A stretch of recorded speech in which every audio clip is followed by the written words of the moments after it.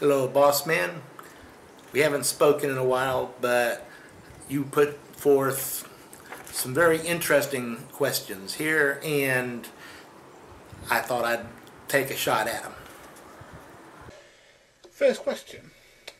What would you say is the best film, from your point of view, that represents your worldview? Well, to me, I think the best, it's a split. It really is. It's a split between C.S. Lewis's The Lion, the Witch, and the Wardrobe and Tolkien's Lord of the Rings series. Question number 2. If you could bring somebody back from the dead, who would it be and why? And I know it's going to probably blow a lot of people away. But if I did have that opportunity to bring someone back from the dead, my choice would be my close personal friend, William Cardno. He chose to end his life way too soon. And if there was any way possible that I could bring him back amongst the living and give him a second chance to do it, I would. Yeah, I think he would be the one that is most deserving of second chances that I know personally. Okay, third question. If you had to marry somebody, let's say for example, they said that if you didn't marry somebody, something horrible is going to happen from the other side, who would it be and why? They don't have to be famous, it could be somebody who you know for a fact is a Christian and you would like to marry them. So, for example, it could be anybody. If I had to marry someone of the opposite view to mine, who would that person be and why?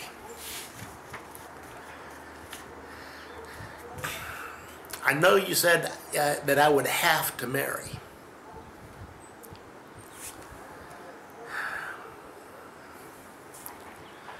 But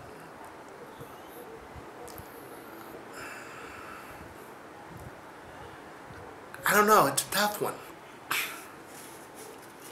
It's a very tough one.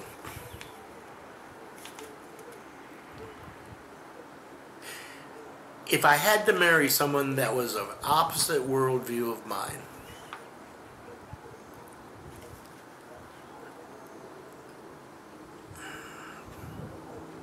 I know, I would marry exiled. That's right, exiled. Because I think, even though we have opposite worldviews, we do share a lot in common where it comes to viewpoint on domestic violence and many women's issues. That's my third question. This is going to be an opposite. What is the worst film and piece of literature representing your worldview? So what would be, you would say, the worst representation you've seen in a fictionalized film or TV film? It can be anything out there, really. It can even be a small indie flick. What is the worst representation of my worldview in film or book?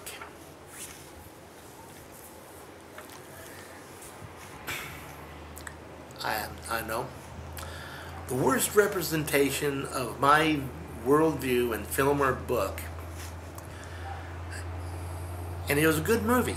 It was a very good movie, but it represented my worldview so atrociously.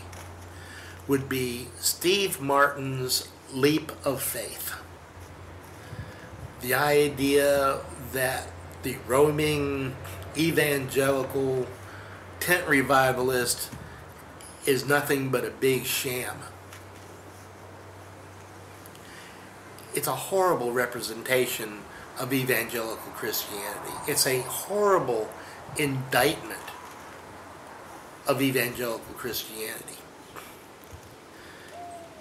And even though there are aspects, there are people out there that have done that type of thing and continue to do it, I rail against them more often than I even do the atheist community. I will call out false teachers, and I will call out people that are seeking to exploit what to me is a righteous and worthy lifestyle, a path toward divinity, to try to sell it out for money. What would you say, in your opinion, is the best example of the other side doing something good?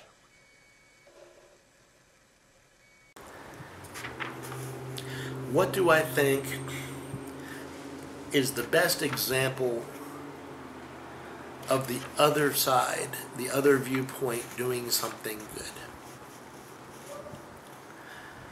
Well, like I've told Brett Keane in the past, and Brett King is a very well-known, very outspoken in the atheist community. And the one thing that I think he does that is extremely good, and a lot of you atheists out there are very good at this, is you keep Christianity, you keep the Bible, and you keep our Lord Jesus Christ in the discussion. You keep it topical. You keep it fresh. You keep bringing it to the forefront where people have to deal with it, where people have to reason for themselves, where they have to look at the evidence. They have to look into their own souls and make a choice.